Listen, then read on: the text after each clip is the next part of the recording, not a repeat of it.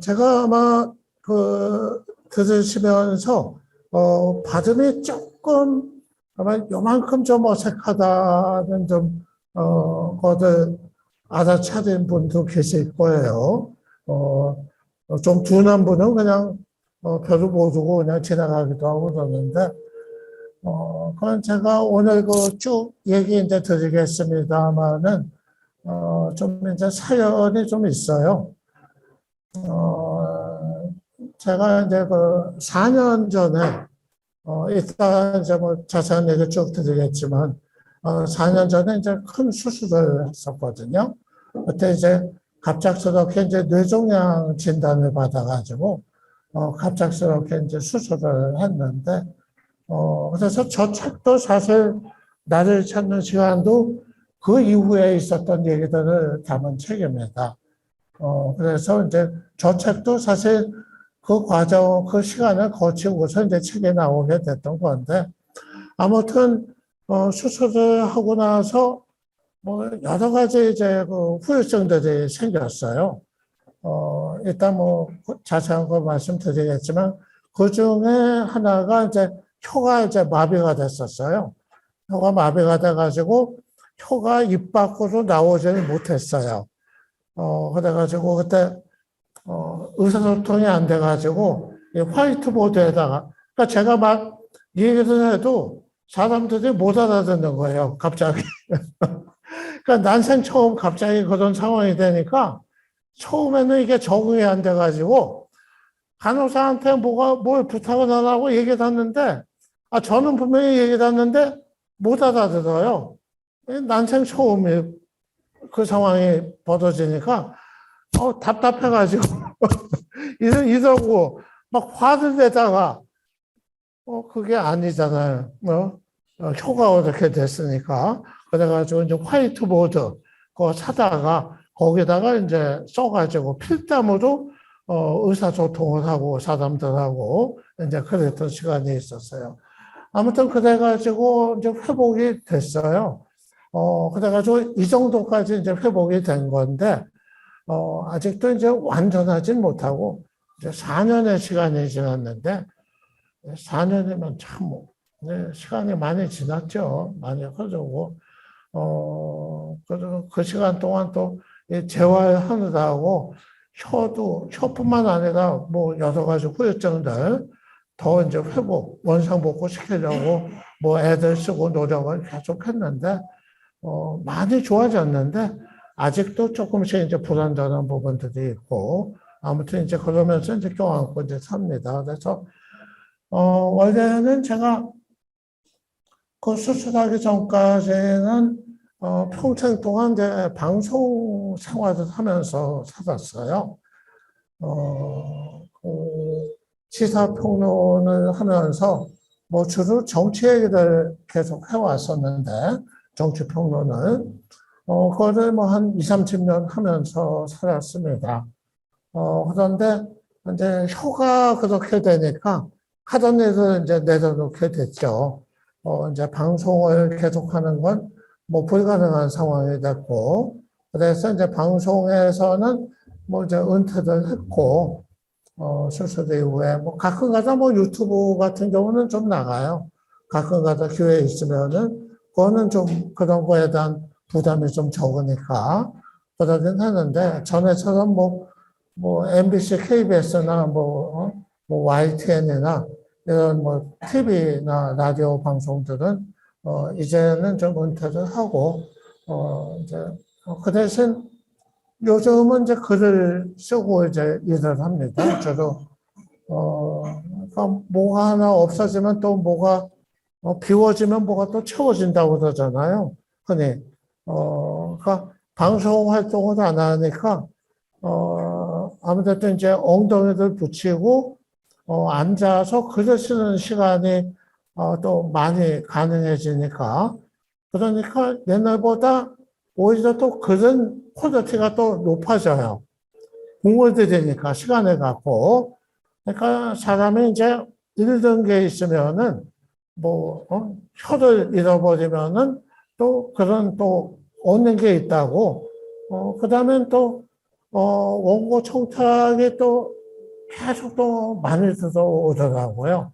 그래가지고 지금, 여러 언론들의 고정적으로 칼럼을, 뭐, 연재하고 있는 게, 뭐, 한 달에 한 번 쓰는 것도 있고, 격주로 쓰는 것도 있고, 일주일에 한 번도 쓰는 것도 있고, 그래가지고 한 8군데인가, 언론 매체에 또 고정적으로 좀 칼럼을 쓰고 있어요. 그래서, 이제 전에처럼 뭐 방송 활동은 이제 은퇴를 해서 이제 뭐, 이제 그만뒀지만 또 이제 글을 쓸 수 있는 그런 거는 또 가능하니까 뭐 평생 하던 방송 활동은 또 이제 잃어버렸지만 그 대신 또 이렇게 글을 또 이렇게 많은 곳에 자유롭게 쓸 수 있다는 거 이게 또 얼마나 다행이냐. 그게 또 참 복이다, 고마운 일이다, 그러면서 살고 있습니다. 그래서, 아무튼 이 얘기가 길어졌는데, 그래서, 지금 이제 여러분이 들으시기에, 이제 좀 발음이, 요만큼 좀 어색한 그런 부분이 좀, 남는다. 이렇게 이해를 해주시면 감사하겠습니다. 이게 이제 혀가 이제 힘이 약해져서 그래요. 전이 참 전혀 상상도 못했던 후유증이었거든요. 그 수술하기 전에 수술하고 나면 후유증은 있을 거래요. 후유증은 불가피하다. 왜냐하면 이 위치가 그 뇌 종양이 있었던 위치가 여기 연수라고 숨골이라고 하거든요. 근데 그게 뇌관이라고도 하고 뇌에서도 아주 깊은 곳이에요. 거기가 사람의 생명과 관련된 그 신경들이 다 그곳을 지나요. 숨 쉬는 것부터 시작을 해가지고 사람의 그 자율신경, 몸을 조절하는 그게 다 지나는 곳인데 거기에 종양이 생겨가지고 거기를 이제 건드리고서 수술을 하고 떼내니까 그 신경세포가 손상이 되는 게 이제 불가피하죠. 그래서 수술은 잘 됐어요. 100% 이제 제거가 돼가지고 다행히 또 악성이 아니고 양성이었고 악성은 이제 암인데 그거는 대부분 수술을 해도 또 재발이 돼요.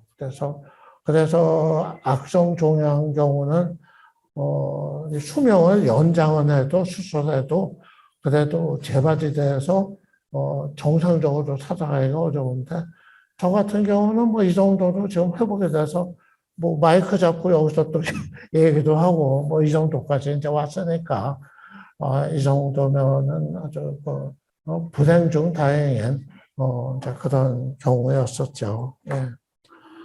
아무튼 뭐 이제 그래서 제가 이제 쓴 책도 저기 지금 출판사 전익근 대표도 와 계시지만은 세빛출판사에서 책을 냈는데 나를 찾는 시간이라고 제목을 잡았어요.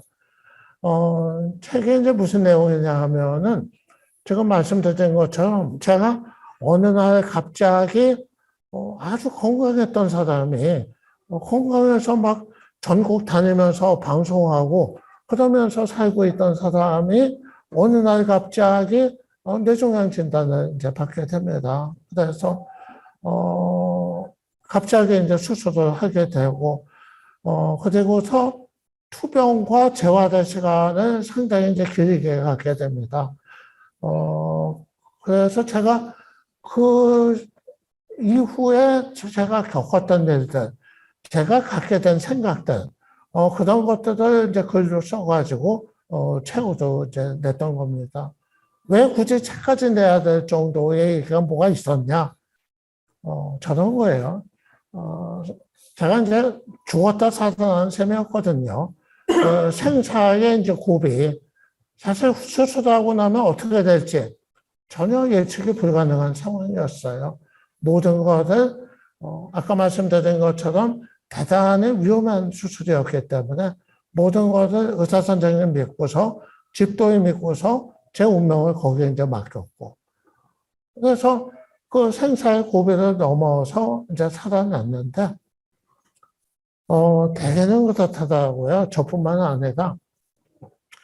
그 생사의 고백을 한번 사람이 거치고 나면은, 모든 게 달라지더라고요. 그러니까 세상을 보는 눈, 그리고 사람을 보는 눈, 자기의 어떤 인생관, 이런 게 아주 밑바닥부터 근본적으로 달라지게 되더라고요.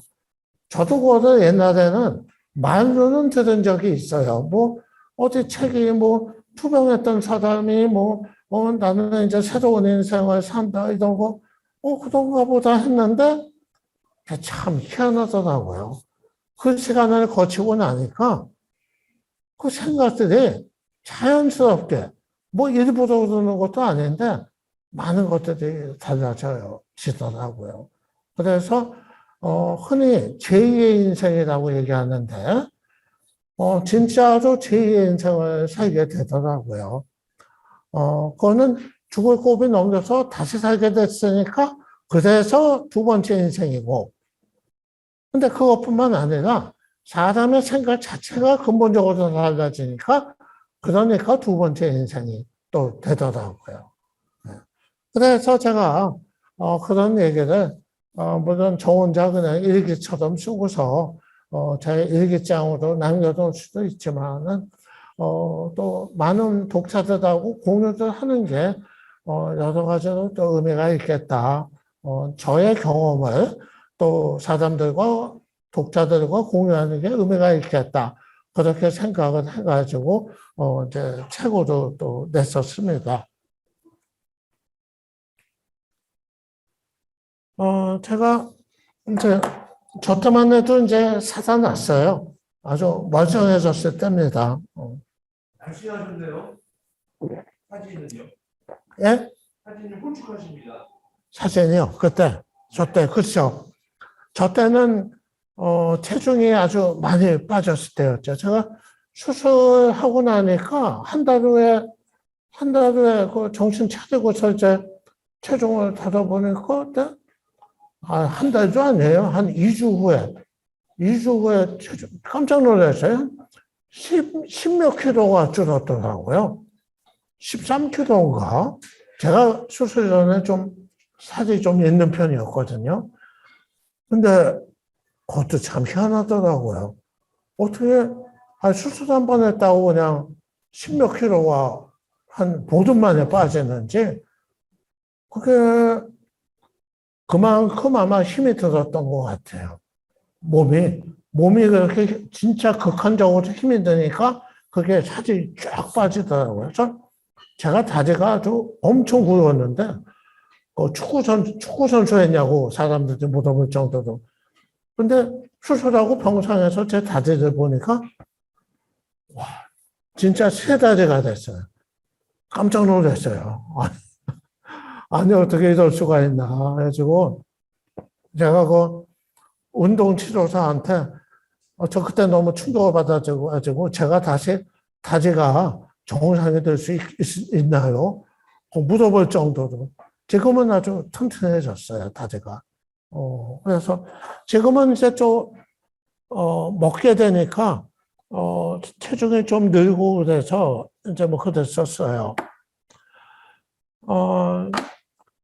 그래서 수술 그때 이제 갑작스럽게 했는데, 한 10시간 걸렸다고 그래요. 10시간 걸려가지고, 굉장히 수술 자체도 위험했었고, 출혈이 아주 심했었다고 그래요.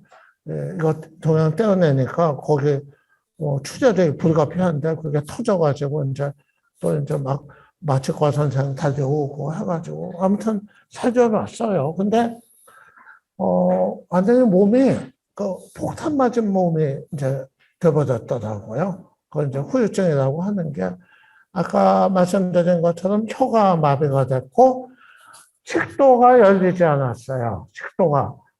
어, 식도가 열려야 뭐 물도 마시고 음식도 먹고 그럴 텐데 이게 안 열려요. 8개월 동안 안 열렸어요. 그러니까 8개월 동안 물 한 모금 못 마셨어요. 그리고 동관식을 했어요. 물 없으면 죽지 않냐?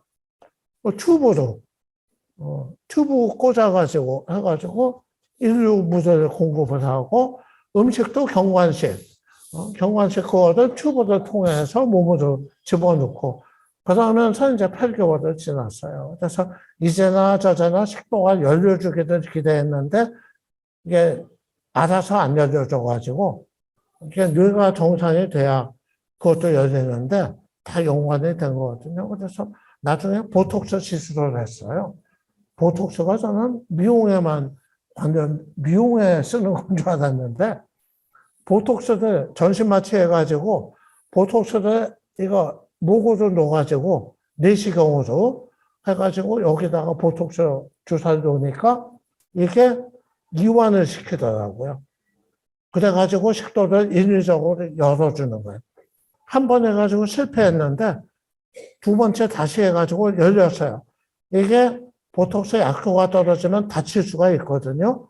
그래서 다치냐 안 다치냐 보자 했는데 다행히도 안 다쳤어요. 그게 유지가 돼가지고 아직 100%는 아니고 남들보다 조금 힘들어요. 뭐 삼키는 게. 그래도 다 먹습니다, 이제. 그래서 이 정도면 감사한 일이다. 그리고 또 잘 먹고 이제 고기도 삼겹살도 잘 먹고 그러고 이제 살고 있어요.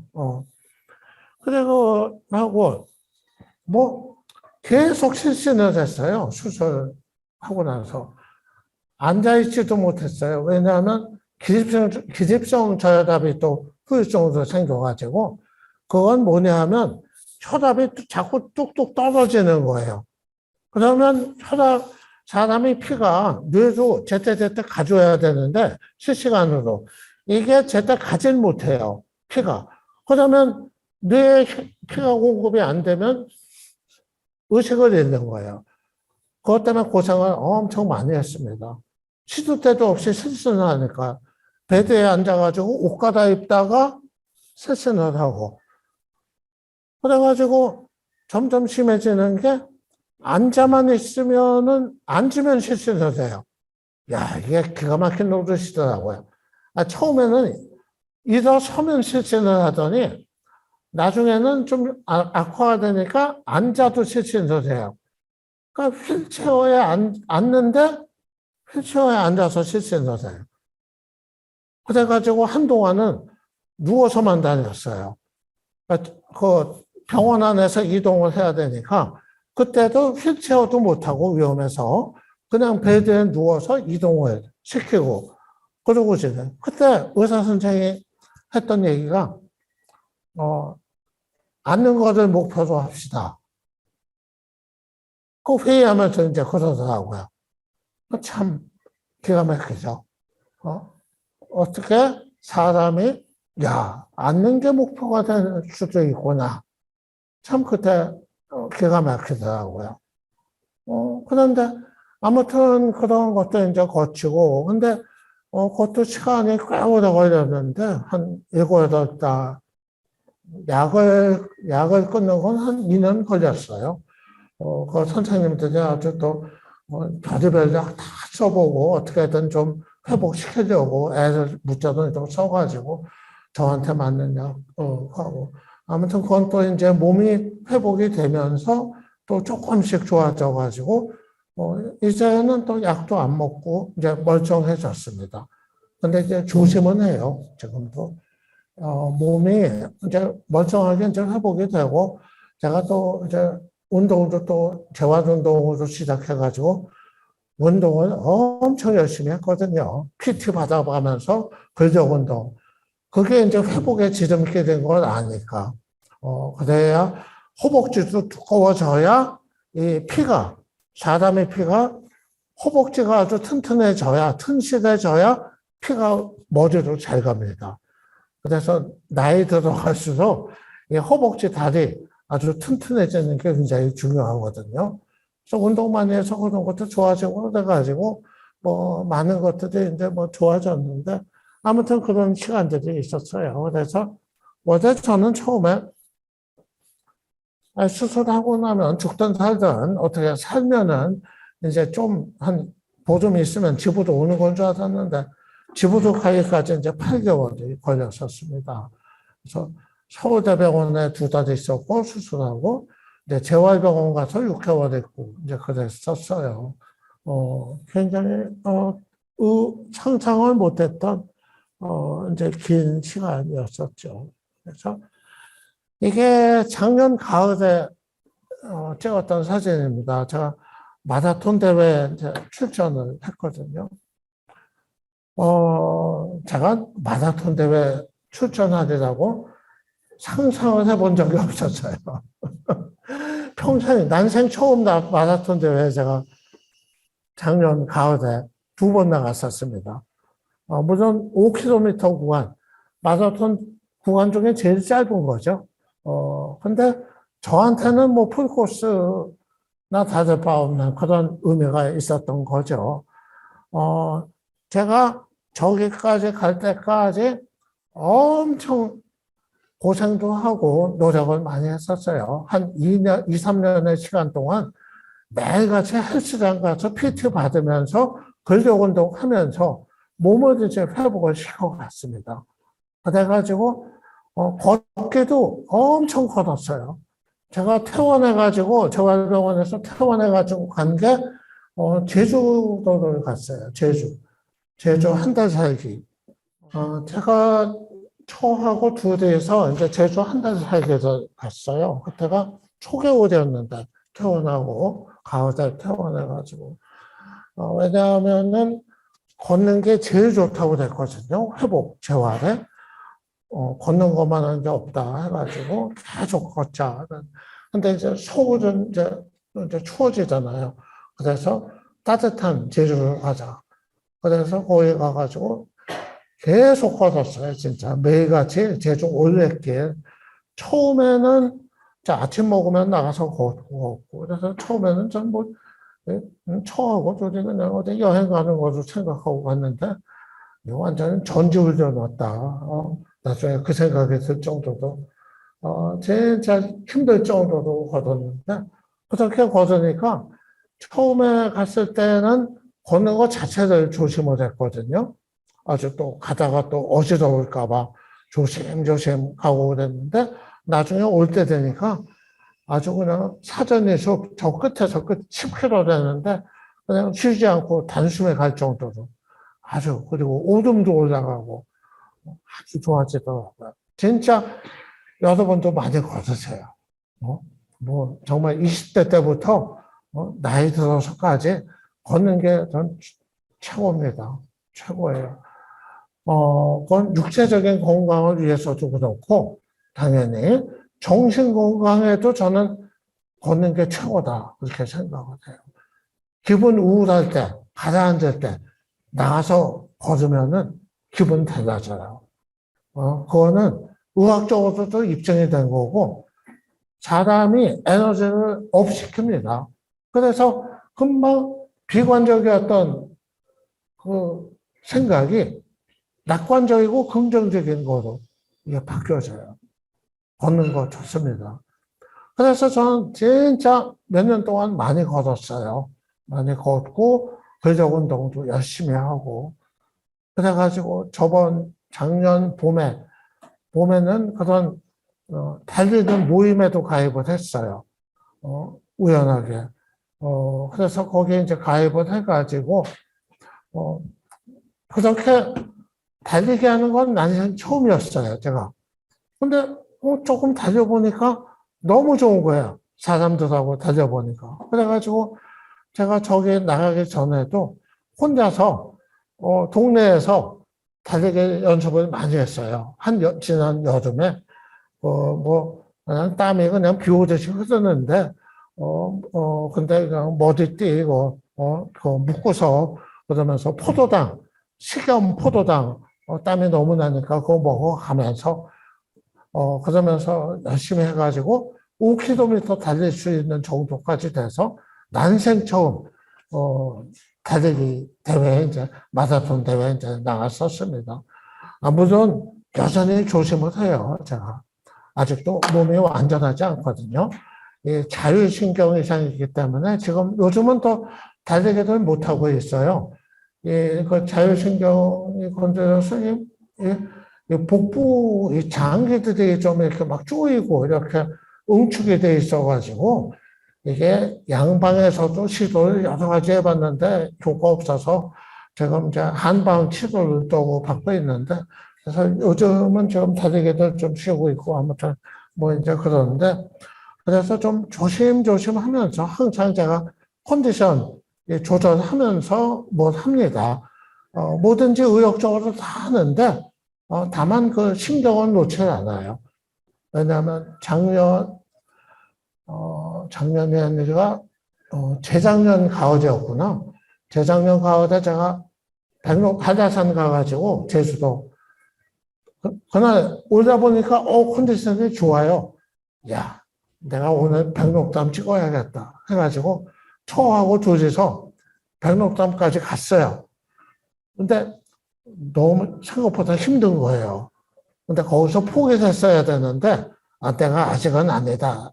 포기됐어야 되는데 이게 업된 거예요. 내가 오늘 이제 백록담 찍어가지고 완전히 회복된 모습을 보이고 싶다. 확인하고 싶다. 이게 너무 앞서가지고 백록담 50m 앞두고서 그 밑에서 정신을 잃었어요. 그래서 아차, 야 조심해야 되는데 방심했구나. 그래서 저하고 둘이서 그 이후로 반성을 엄청 했습니다. 또 이제 자만했다. 그래서 반성 엄청 이제 하고 이제 그랬었는데 아무튼 그래서 난생 처음 마라톤 대회에도 나가고 또 이제 그런 얘기들이 또 이제 관심을 끌어가지고 작년 가을에 이 책을 내고서 언론사 인터뷰를 또 많이 했어요.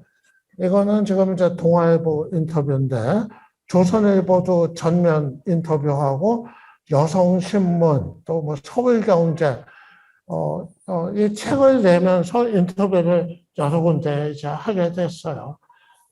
저런 얘기예요. 그러니까, 책과 이어지는 얘기죠. 뇌종양 수술 후에 나를 위한 삶을 시작했다. 동네 아저씨로 사는 게 너무 행복하다. 제가 살고 있는 얘기, 그런 거가 이제, 또, 한면에 이제 실리게 좀 이제 했었습니다.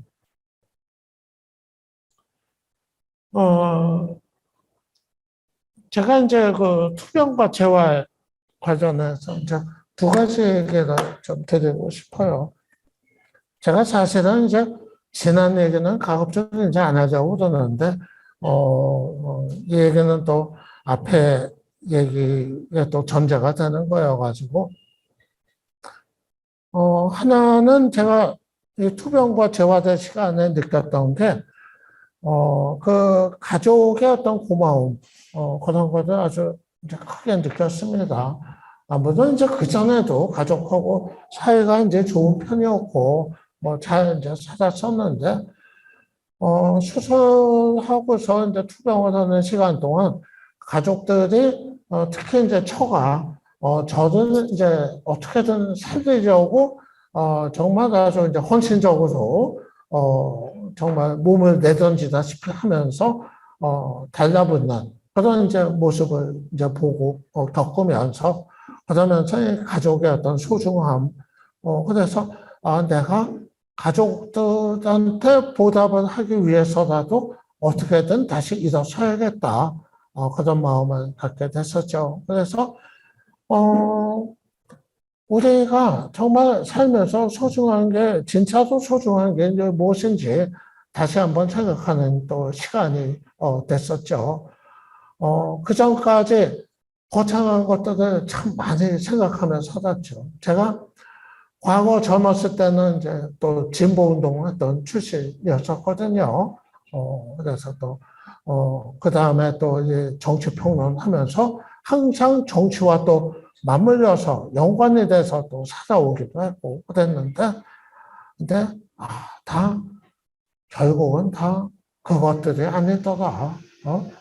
진짜 소중한 건 그런 것들이 아니고, 세상에서 벌어지는 그 많은 일들이 아니고, 내 가장 가까운 곳에 있었더라, 소중한 것이.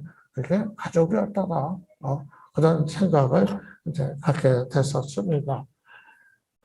그리고 이제 또 하나 생각했던 거는 우리가 살면서 이 시전과 난관을 견뎌내는 힘, 이것의 소중함, 이거를 많이 또 생각을 했습니다. 우리가 살다 보면은 이 어려움에 봉착을 누구나 다 하게 되거든요. 이게 예고 없이 오잖아요. 저의 경우도 그랬었고, 어느 날 갑자기. 그러니까 큰 어려움, 시전은 대개는 예고 없이 옵니다. 이것을 어떻게 받아들이고 어떻게 견뎌낼 것인가. 나의 인생을 좌우하게 되더라고요. 결국은 그 시전 앞에서 이거를 내가 견뎌냈을 때, 그 이후 인생을 살아가는 그 힘이 또 됨을 느꼈습니다. 저런 게 필요한 것 같아요. 어느 날 갑자기 예상하지 못했던 시련이 나를 찾아왔을 때, 그것을 담담하게 받아들이는 태도, 중요한 것 같아요. 이거를 자꾸 원망을 하고, 왜 하필이면 납니까? 왜 나한테 이런 시련을 줍니까? 하늘도 무심하지. 이게 아무 의미가 없어요. 아무 의미가 없고, 이거조차도 내 거다. 나의 거로 받아들이는 태도. 이게 내가 원하지 않았지만, 꼭 저런 상황이 말고도 여러분들, 우리, 내가 원하지 않았던 상황이고, 참 불만스러운 상황이지만, 이거조차도 내 것일 수밖에 없다. 내가 이거를 부인할 수가 없다. 그러면 나는 이거를 담담하게 나의 것으로 받아들이고, 그 다음에 그거에 대해서 자꾸 원망하지 말고, 이것도 피할 수 없는 내 거니까, 이거를 내가 어떻게 견뎌내고, 어떻게 극복할 것인지, 이것만 생각하고 노력하는 게 중요하더라. 그것을 거쳤었습니다. 그래서 저는 어떻게 보면 제가 살아오면서 그 인생 최대의 시련이었어요. 육체적으로도 그렇고, 정신적으로도 그렇고, 여러 가지 면에서. 근데 그거를 또 견뎌내니까, 남은 인생에 대한 어떤 여유로움, 이제, 어지간한 거는 내가 다 담담하게, 견뎌내면서 또 행복하게, 살아나갈 수 있을 것 같다. 이런 마음이 가능해졌던 것 같습니다. 그래서, 지금은 그 이유는 아까 동아일보에서도 했던 얘기가 이제 그거거든요. 지금은 동네 아저씨라고 이제 저는 생각을 해요. 지금 살아가는 모습이. 그 생활하면서 몸을 추스리면서 주로 이제 동네에서 살았으니까 동네 아저씨로 살았죠.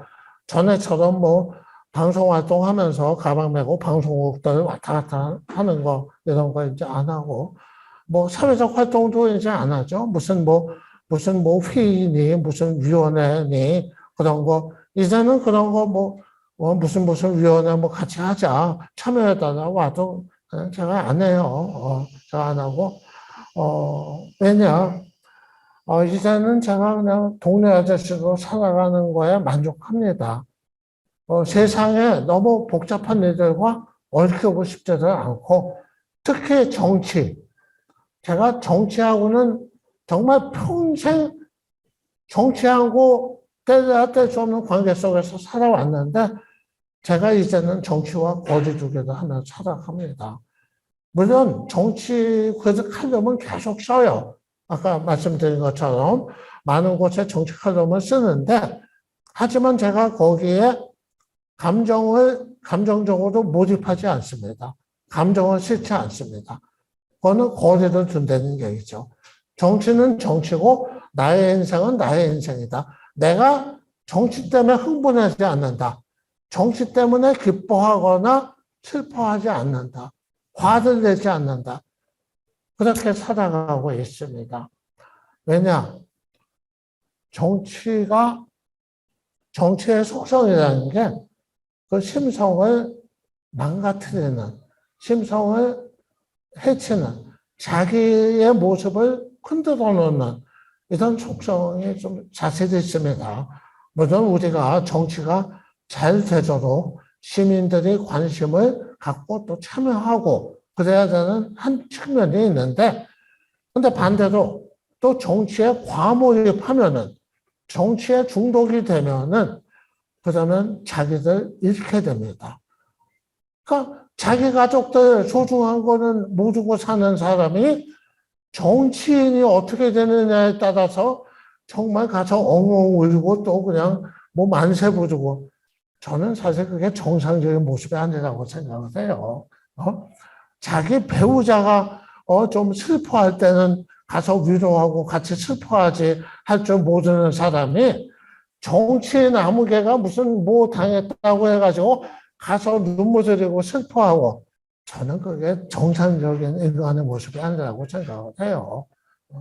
정말 소중한 건 가까이에 있는데, 그래서 우선은 자기 옆에 가장 소중한 사람들부터 소중하다는 생각을 하고, 그 다음에 또 정치에 관심을 갖고 살고, 이게 맞는데, 아무튼 그래서 저는, 그러니까 이제는 아까 말씀드린 대로 인생관 자체가 달라졌고, 정치를 보는 저의 태도가 달라졌고, 그리고 이제는 제가 하고 싶은 것들을 원하는 대로 살자. 즐기고 싶은 거 즐기자. 그러고 살고 있어요. 뭐냐? 옛날에 머릿속에 정치 생각 가득 차 있었다면 이거 다 많이 빼내고, 이제 그것 때문에 흥분하지 않고, 이제는 내가 하고 싶었던 게 뭐 있지? 하고 싶은 게 뭐 있지? 남은 인생 동안 두 번째 인생 살게 됐는데 뭐 하고 싶지? 하고 싶은 게 참 많아요. 제가 나이가 60이 넘었거든요. 저 투병 거치면서 60이 넘었습니다. 그러니까 두 번째 삶을 살게 되면서 60대를 맞았어요. 나이가 많아졌는데, 근데 하고 싶은 게 새록새록 많아지고 있어요. 현재 진행형이에요. 제가 요즘은 그 문화생활에 푹 빠졌어요. 그래가지고 음악, 또 그림. 그래서 틈만 나면은 뭐 예술의 전당 가고, 롯데 콘서트 가고, 아니면은 또 유튜브도 하고, 유튜브 뮤직으로도 듣고. 그래가지고 뭐 음악, 그림, 전시, 또 영화, 연극 참 좋아요. 진짜 좋아요. 그것을 평생 억누르고 살았거든요. 왜냐하면 정치적 인간이 되다 보니까 행복하면 안 된다는 생각. 저 뒤에 나와요. 뒤에 그 얘기 이제 나오는데,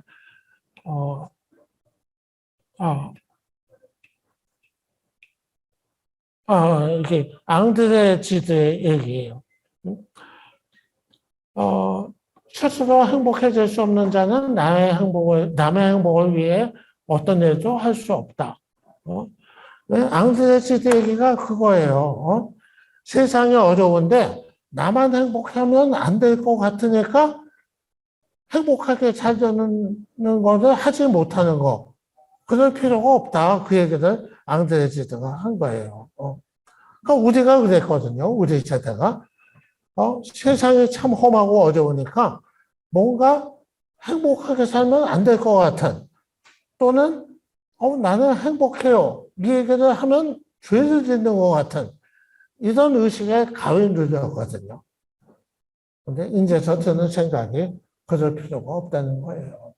그럴 일이 아니고 우리가 왜 사는지 결국은 행복하려고 사는 거였더라. 그러면은 행복하고 싶다는 얘기, 또 나는 뭘 해보니까 너무너무 행복해요 오늘. 이거를 마음껏 하고 살자. 이게 맞는 거다. 제가 인생관이 달라졌다는 게 바로 구체적으로 그런 겁니다. 그래서 이제는 제가 행복하고 싶다는 얘기 또는 우리 같이 행복하게 살아요. 이 얘기를 거짓낌 없이 합니다. 그게 뭐가 어때서? 원래 그러려고 태어났던 건데. 그겁니다.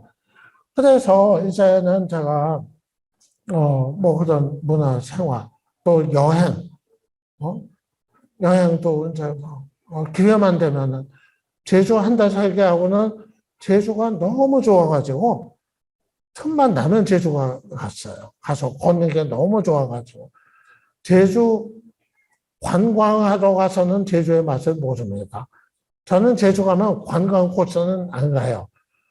그거는 제주를 모르는 사람들이 가는 거고 사람 많이 안 가는 곳, 한적하고 좋은 데들 너무 많아요. 거기 걷는 기쁨 그런 거. 그게 참 인생의 기쁨인 거고 여행, 좋은 길 걷는 거, 달리는 거, 그런 것들, 또 책을 읽는 거, 좀 이런 것들, 이란 말이에요.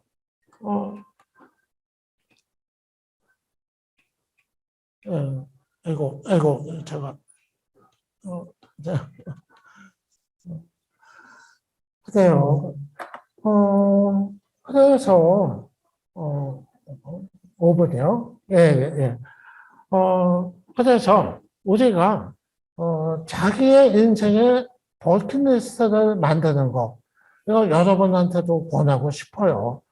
그냥 정신없이 살 게 아니라 우리가, 내가 30대 때는 뭐 하고 싶은지, 40대, 50대는 뭐 하고 싶은지, 60대는 뭐 하고 싶은지, 나의 버킷리스트를 구체적으로 만드는 거. 그러면 내가 지금 힘들게 일하고, 막 정신없이 사는데, 어느 날 갑자기 내가 도대체 뭐 하고 사는 거지? 이 생각이 들었을 때 나는 저 버킷리스트를 위해서 40대에 저것 하기 위해서 50대에 저것 하기 위해서 나는 지금은 좀 힘들어도 정신없이 뛰어다니고 있다. 그 동기부여도 가능합니다. 그래서 그냥 너 생각 없이 정신없이 살 것이 아니라 나의 소소한 버킷리스트를 만들자. 이 권유를 하고 싶습니다. 이거 대단한 거 아니에요. 아주 소소한 거, 작은 거. 어디를 꼭 가보고 싶다. 내가 40대에는, 뭐, 오스트리아의 그 호수, 그 이름이 뭐지? 거기를 꼭 가고 싶다. 이런 아주 소소한 것들, 그런 것들입니다. 시간이 이제 없으니까 마지막으로 제가 이것만 말씀을 드릴게요. 인생의 행복을 위해 필요한 거, 제가 4가지를 생각합니다. 우선 첫 번째, 건강입니다. 이거는 젊으나 늙으나 건강이 최우선입니다. 제가 겪어서 아는데, 일단 건강해지면 아무것도 못해요. 그리고 모든 게 다 소용없습니다. 높은 권력, 엄청난 재산, 건강해지면 다 소용없습니다. 건강, 제일 소중한 겁니다. 그냥 오지 않아요, 건강. 자기 건강하기 위해서 노력해야 돼요. 챙겨요. 걷고 많이 걸으세요. 그리고 운동하세요. 대단히 중요합니다. 젊었을 때부터 운동을 몸에 배게 하는 거. 그 다음 2번째, 자기 사랑. 이거 평생 간직해야 될 기본적인 마음입니다. 나를 내가 사랑해줘야 돼요. 때로는 실패하고 또 성에 안 차더라도 내가 나를 사랑하지 않으면 사랑해줄 사람이 없어요. 어떤 상황에서든 자기를 위로하고, 그래, 너 수고했다. 스스로를 위로할 수 있는 자신을 사랑하는 태도. 이거 평생 간직해야 될 겁니다. 여기서부터 살아가는 힘이 생겨날 수 있습니다. 3번째, 가족. 아까 말씀드렸죠? 가족. 우리가 너무 가까운 곳에 있기 때문에, 그렇게 실감을 못 하는데, 어려움에 봉착했을 때, 이 가족들이 줄 수 있는 힘이라는 거, 도움이라는 거, 어떤 건지, 우리가 소중한 생각 필요하고. 그리고 마지막으로 저는 경제적 대비인데, 사실 어디 강의 가면은 이런 인문학이나 이런 인생 강의하면 저에게 안 하는 경우들이 많아요. 왠지 경제 얘기하면은 좀 그런 것 같아가지고. 근데 저는 그게 사실 솔직하지 못한 태도들이라고 생각이 들어요. 뭐냐면 제가 그 진보적인 신문들 보면은 한겨레나 경향신문 보면 그런 칼럼들을 제가 그 책에 두고 얘기했었는데 그런 칼럼 종종 봐요. 돈 벌기를 돌같이 해라. 아무튼 돈 없이 사는 인생을 꿈꿔라. 재물 같은 거 생각도 말고 그런 철학을 가진 칼럼들을 제가 지식인들의 칼럼 종종 보이는데 저 그거 제 자식들한테 안 보여요. 보면은 못 보게 합니다. 왜냐? 경제적 대비 중요하거든요. 중요해요. 그거를 하찮은 거로 여기는 태도는 저는 대단히 무책임하다고 생각을 해요. 특히 나이가 들수록 그러니까 돈 많다고 행복한 거 전혀 아닙니다. 분명해요. 근데 거꾸로 돈이 너무 없어서 찌들면은 행복할 수가 없어요. 나이가 들수록 겪는 겁니다. 젊었을 때는 다 비슷해요. 경제적 대비가 되든 안 되든 다 힘이 있으니까 젊었을 때는 티가 안 나고 다 비슷해요. 근데 저건 나이가 들면 차이가 납니다. 특히 50대 들어서고 60 넘고 60대고 70대면은 인생이 완전히 극과극으로 갈라집니다. 어떤 사람들 그런 얘기 해요. 늙어서 중요한 거는 결국 건강과 돈이잖아. 근데 제가 그게 뭐 이상한 얘기가 아니라 진짜 실제로 그래요. 제가 60 넘어 보니까 건강하고 자기 인생을 책임질 수 있는 경제적인 대비 이것도 없으면은 참 인생의 퀄리티가 질이 처참하게 됩니다. 제 형제 2명이 제 위에 형 2명이 사실 경제적 대비 안 했다가 인생 말년에 아주 처참하게 몰락을 했어요. 한 명은 극단적 선택도 아주 오래전에 했고 저는 그걸 가까이서 지켜봐가지고 알아요. 겪어봐서. 그래서 저는 젊었을 때부터 자기 인생을 대하고 경제적 대비를 하는 거 대단히 중요하다고 생각합니다. 그래서 저는 진보적인 지식인들이 칼럼에다가 돈 탐하지 마라. 탐욕을 하면 안 되죠. 탐욕은 안 되는데 자기 앞가림 하는 거 이거는 필요합니다. 네, 아무튼 제가 그동안 이제 책에도 담았던 얘기고 뭐 두 번째 인생 살면서 들었던 생각 두서없이 이제 말씀드렸는데 책을 읽은 분도 있고 또 못 읽은 분도 있고 이제 그럴 텐데 아무튼 저 책에 좀 지금 말씀드린 그 자세한 얘기는 또 다음 주에 하겠습니다. 네, 일단 제 얘기는 여기서 마치겠습니다. 감사합니다. 네, 어쩌다 제가 발표를 하게 됐네요. 네. 일단 저희는 3번 주제로 일단 좋아하는 것, 원하는 것, 또 잘하는 것을 이야기 나눴고요.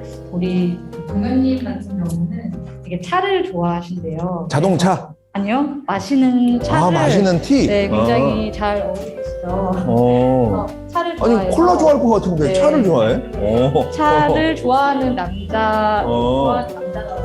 네. 그래서 네, 좋아하고 또 뭘 원하는 것은 사람들에게 잊히지 않고 오래 기억되는 것을 그런 삶을 원한다고 하셨어요. 아, 좋아요. 네, 그러면서도 이제 네. 분석적인 사람이 되고 싶고 전략가. 네, 하셨습니다. 잘하는 것은 낯을 가리지 않고 사람에게 다가가는 것을 잘 한다라고 하셨는데 맞네. 처음 만났을 걸 통해서 굉장히 공감을 했고요. 네, 그리고 우리 그 장동우 선생님께서는 네. 사람을 사람을. 남을 좋아하신대요. 사람을 좋아한다고요? 네, 장동훈 선생님이? 네, 사람을 좋아하시고 그리고 음악을 잘 하고 싶다고 하셨어요. 음악을 네, 예. 요새 기타를 또 열심히 또 하고 계시는데 다시 학창 시절로 돌아가면 또 음악을 자기는 하고 싶다고 하시네요. 그 잘하는 것은 이제 노래를 잘 하신다고. 어떻게 한번 들어볼까요, 네, 노래를? 네. 얼마나 잘하길래? 잠깐만요. 이벤트식으로 한번 네. 가볼까요? 좋아요. 여러분 큰 박수 한번 부탁드리겠습니다.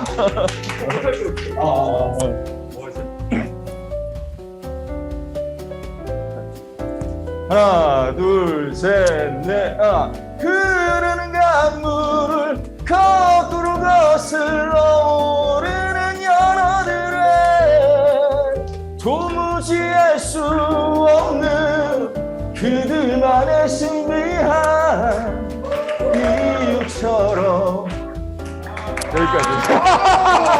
정말 잘합니다. 정말 잘해요. 방송인 아니야? 여러분 다시 한번 큰 박수 부탁드리겠습니다. 네. 오랜만에 돌아온 탕자가 제 역할을 제대로 하고 있습니다. 네, 다음은 네. 네. 그리고 저희 최민철님 같은 경우는 네. 혼자 있는 것을 좋아하신대요. 혼자 있는 거를 네. 굉장히 활동이 많으신 분인데. 저도 네. 의외이긴 했어요. 네. 그리고 원하는 거는 돈이 많은데 네. 아무도 그 자기가 돈이 많다는 걸 모르는 삶. 진짜. 돈이 못 많은 삶을 이거 괜찮다. 좋다. 네. 잘하는 거는 이제 사람을 돕는 일을 누군가가 자기에게 필요로 하고 할 때 네. 그런 부분들의 방향을 잡아주고 네. 이렇게 돕는 일을 잘하신다고 하셨어요. 맞네. 네. 맞아요. 아까도 네. 바로 나가서 도와주시더라고요. 맞아요. 그래서 저런 모습이 있구나라는 생각을 했습니다. 충분히 공감됩니다. 네. 저 같은 경우는 네. 좋아하는 거는 이제 하늘이 보이는 곳에서 수영하는 것을 좋아하고요. 멋있네요. 네, 그때 수영할 때 비친 그림자를 보면서 뭔가 살아있는 듯한 그런 느낌을 가지는 그 기분을 좋아합니다. 그리고 제가 원하는 거는 원하는 삶은 좀 대충 살자가 제 모토인데요. 뭔가 비슷해요. 네, 사실은 그 대충 살지 못하고 있어서 너무 이제 좀 그래서 이제 대충 앞으로 살고 싶은 게 이제 제가 완벽한주의 막 그런 쪽인가 봐요. 조금 그래서 좀 대충 살고 싶은 마인드가 있고 제가 잘하는 거는 어쨌든 제가 지금 출판 전문가들을 연결을 하고 또 그런 커뮤니티 리더로서 활동을 하고 있기 때문에 그런 부분들이 저는 그 사람의 장점을 좀 잘 보는 것 같아요. 그래서 그 사람의 장점을 굉장히 이렇게 크고 아름답고 그런 가능성으로 보는 일을 잘하는 것 같습니다. 네, 이상입니다. 좋습니다. 다시 네, 저희 조는 서로의 좌절에 대한 경험을 나누며 그때 극복할 수 있었던 방법들을 나누어 보았습니다. 중국에서 사업을 하는데 코로나로 인해 중국 입국이 불가능해 아무것도 할 수 없었던 상황. 급작스럽게 찾아온 허리 디스크로 미래에 대한 불안함이 아무것도 못하게 만들었던 상황. 누가? 저희는 그걸 밝히지 않도록 밝히지 않고? 밝히지 않고 정말로? 네, 서로의 좌절했던 경험에 포커스를 맞춰보았습니다. 중국에 가셨다면서요? 네, 허리 디스크가 있었고, 그럼 지금 앉는 자세가 좀 이상할 것 같고, 중국에 가셨다, 그죠? 누군지 밝히진 않겠습니다. 저희 모두의 좌절들이 다 담겨 있습니다. 다 담겨 있는. 허리 디스크 경험 그리고 중국의 경험 모두 다 다른 사람입니다. 다 각자. 모두의 그 노하우를 담아서 제가 집약을 해보았습니다. 좋습니다. 이거 더 특이해요 또. 저조는 노래도 했어요. 네. 잘 이겨내야 돼. 그리고 우울증을 극복하기 위해 시작한 독서가 읽는다고 무엇이 바뀔까 하며 고민했던 상황. 더 이상 독서를 할 때 고민을 해서 이제 더 이상 책을 읽고 싶은 마음이 들지 않았던 상황이었죠. 네, 그런 상황을 고민해 주셨던 분이 계셨고요. 정말? 창업을 하고 사업체를 영위하던 중 의도치 않은 과실로 내용 증명과 소송을 겪어서 두려움과 걱정으로 미래를 포기하려고 했던 상황이 있었습니다. 그 과거 중학교 2학년 때부터 사업을 시작했었는데, 그죠? 누군지는 얘기 안 하고, 그죠? 네, 그런 사람이 있었군요. 네. 있었어요. 네, 저희 조의 좌절 극복 방법은 세 가지 사항으로 공통되어 나왔습니다. 첫 번째, 걷거나 명상하여서 스스로 생각하는 시간을 가짐으로 마인드 컨트롤을 하는 것입니다. 아, 그리고 그 마인드 컨트롤을 통해서 포기하지 않고 훗날 찾아올 기회를 대비하는 시간들을 갖는 게 저희 첫 번째 극복 방안이었습니다. 아하. 두 번째, 주변인에게 고민을 털어놓고 조언을 구합니다. 좋네. 네, 때로는 스스로의 생각에 사로잡혀서 다른 생각을 하지 못하는 경우를 직면하게 되었습니다. 그래서 다른 사람들의 의견을 듣고 객관적으로 판단할 수 있는 근거들을 마련하여 우리 스스로의 좌절을 극복하는 그러한 방안을 택했고요. 그리고 세 번째, 독서를 하며 하나씩 배워나가고 위로를 받는 것입니다. 실패를 경험하여 자신감이 바닥을 칠 때 데일 카네기나 시작의 기술 등과 같은 책을 통해서 누구나 성공하기에 앞서 실패는 동반하는 것이며 아무것도 못하기보다 하나씩 도전하는 것이 성공의 길에 다가설 수 있다. 이러한 책 속에서의 가르침 하나씩 배워나가면 그 멈춰있던 그리고 정체되어 있던 스스로의 그 방안들을 네, 스스로의 상황들을 극복해 나가는 이거 많은데 이제 정리하려고? 예, 네. 예, 그러한 시간들을 가지며 네, 결국은 시간을 어떻게 쓰느냐가 이 좌절에 극복할 수 있는 좌절의 그 상황에서 벗어날 수 있는 비결이라고 저희는 결론 지었습니다. 이야, 좋다. 아, 청년답습니다. 이야, 또 이렇게요. 전주 같은 경우에는 네네. 첫 번째 이제 주제. 네. 나를 찾는 시간. 네. 같은 시간에 대해서 이야기하는 네. 좀 공교롭게도 저희 쪽 수험이 네. 박찬석 선생님께서 멘토 역할처럼 저희 고민을 들어주시고 아, 정말? 제가 좀 기획한 시간이거든요. 네네네. 저 같은 경우에는 일단은 요즘에 이제 회사 생활을 지난 5년 정도 돼가면서 뭔가 좀 몸도 안 좋아지는 것 같고 그런 회의감도 느껴지고 회사 생활하는데 몸이 안 좋아져요? 술도 많이 먹고 아, 술도 많이 먹고. 아니, 수 있어. 맞아. 아, 맞아. 아. 그런 데에서 그러네. 요즘에 회사들이 다 워라밸도 있고 막 그런다는데. 아, 업무에 시달려서. 그런 시간들에 대해서 고민을 이야기를 했었고 네. 이제 옆에 친구 같은 경우도 이제 네. 계속 그 건강에 대해서 이제 연구하고 있었던 시간이 있는데 오늘 오. 강의 들으면서 네. 거기에 대해서 다시 한번 돌아보게 된 시간이 오. 됐다고 이야기를 했고요. 서학교 선생님 같은 경우는 지금 그 학부 네. 사회복지학과 네. 사회복지학과 졸업을 앞에 두고 아.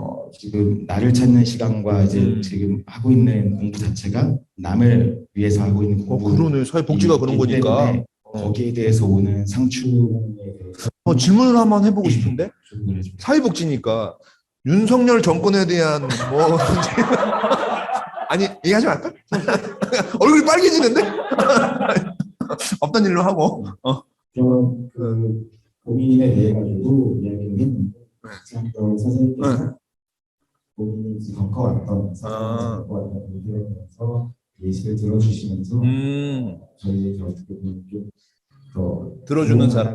조언을 주셔가지고 멋지네. 좋습니다. 뭐 본인 이야기는 뭐 다 담겨져 있는 거였습니다. 좋네. 여러분 다시 한번 큰 박수 부탁드리겠습니다. 저희 조는 이제 반평생을 다 넘어서 이제 60을 넘고 제가 제일 젊었고요. 막내였어요 오늘 테이블에서. 그리고 오늘 정말 제가 제일 젊었습니다. 첫 번째 이제 저하고 그 이름이 똑같으신 윤현 선생님은 이 질문 나를 찾는 시간에 대해서 질문이 훅 들어와서 처음 그 자리에서 답을 했대요.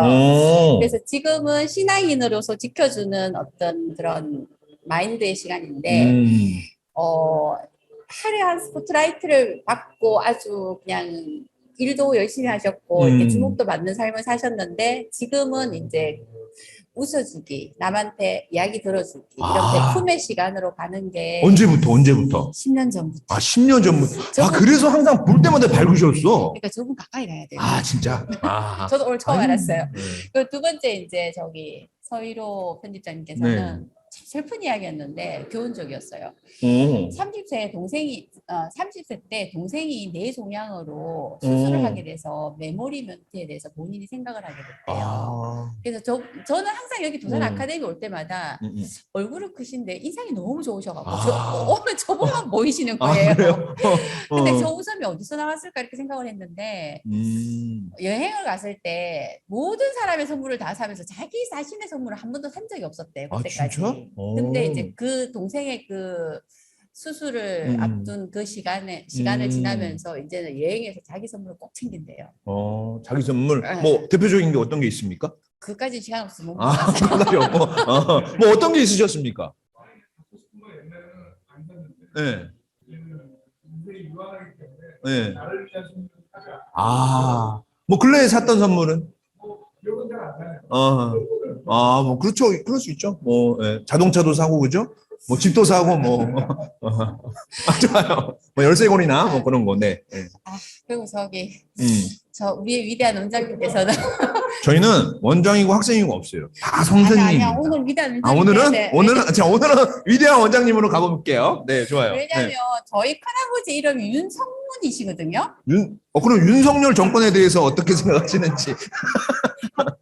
오케이. 진짜 죄송한 게 저분이 그 윤자 석자 쓰시는 저기 통령님한테 마지막 금사 시절에 적폐청산으로 모든 걸 다 할 수 없는 시간들을 지금까지 보내고 계신 분이잖아요.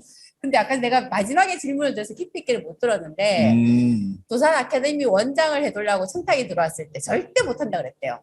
누가? 윤석열 원장님. 맞아요. 네. 근데 지금 너무 잘하고 계시잖아요. 멋지시죠. 홍보 한 걸음 한 걸음이. 근데 왜 했냐고 물어보니까 답을 못 들었어요. 그게 내 대신 질문. 그럴까요? 네, 알겠습니다. 우리 또 뭐 마무리하는 시간이 있으시니까. 그리고 저는 이제 앞에 잘 들었어요. 네. 이제 저 같은 경우는 아니 유찬전 선생님은 말씀 안 하시던가요? 유찬 선생님은 책으로서 다 이제 하셨으니까 제가 너무 깊이 있어서 저 시끄러운 공사 소리 때문에 제가 이렇게 뭐라고 덧붙여서 말씀을 하기가 좀 그래요. 그래서 그냥 우리 오늘 저자 선생님의 어떤 그거는 각자의 어떤 그 SNS에 책의 어떤 독후감으로 계신 알겠습니다. 하시는 걸로 하고 저 같은 경우는 나를 위해서 내 아이에게 맛있는 걸 먹이자. 아이들한테? 아니 나 자신한테 제일 먼저 좋은 걸 먹이자. 그 이유가 내가 지금까지 50대 초반에 우울증이 심하게 왔었는데 누가? 제가요. 대표님이? 네. 그래서 그게 어느 정도였냐면 그때 제가 독일에 잠깐 있을 때였는데 걸어가는데 왜 눈물이 왜 그냥 비가 오듯이 우울증이 심하면 그렇게 되거든요. 근데 그게 원인이 뭐였냐면은 시간을 살면서 돈을 위해서는 살았는데 나머지 좋은 사람들과 함께 맛있는 밥을 먹는 시간을 내가 안 가졌던 거예요.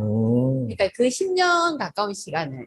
근데 돈이 아무리 많아도 내하고 밥을 사주고 싶은 사람이 옆에 없을 때 그게 정말 슬프거든요. 그래서 중요한 얘기네. 그래서 저는 이제 앞으로 내 인생은 밥 먹는 데 집중하는. 그래서 지난번 한번 찾아뵀는데 서울에서 두 번째로 잘하는 집 그래서 데려가셨군요. 저는 일단 먹는 거에 나한테 가장 좋은 것을 먹이고 그다음에 모든 내 주변에 있는 사람들하고 같이 먹는 것에 좀 집중을 하는 것에 좀 시간을 보내고 싶고요. 좋네요. 그 다음이 이제 나의 꿈이고 그다음에 이제 하루하루 걸어가는 길인데 오늘 제가 이제 앞에 잘 세워주셨어요.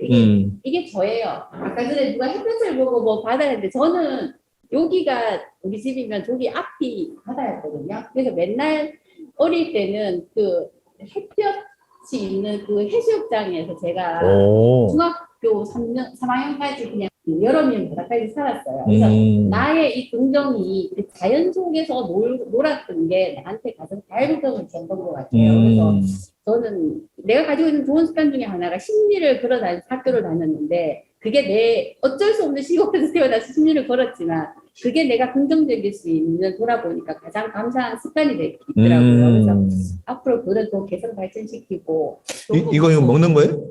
요거는 헤어 트리트먼트고요. 제가 이걸 만들면서 헤어 트리트먼트. 우리나라의 SLS, SLES 이게 굉장히 문제가 됐었잖아요. 그래서 10가지 유해 성분들을 다 없애고 그게 음식을 잘못 먹으면 대장을 통해서 이렇게 배출이 되지만 화장품으로 나쁜 성분이 들어가면 평생을 혈관으로 돌아다닐 수가 있어요. 그게 나노 성분으로 굉장히 작게 돼 있고 시중이 얼마죠? 됐어요. 그래서 여기는 실리콘 자체를 안 넣고 내가 그냥 먹는 음식과 똑같이 만든 거예요. 그래서 이게 나다움의 브랜드를 만들면서 내가 만든 브랜드니까 이게 나예요 하고 만든 브랜드. 아, 그래서 나나이치구나. 아니. 아니. 라라이츠는 라라랜드 영화 아시죠?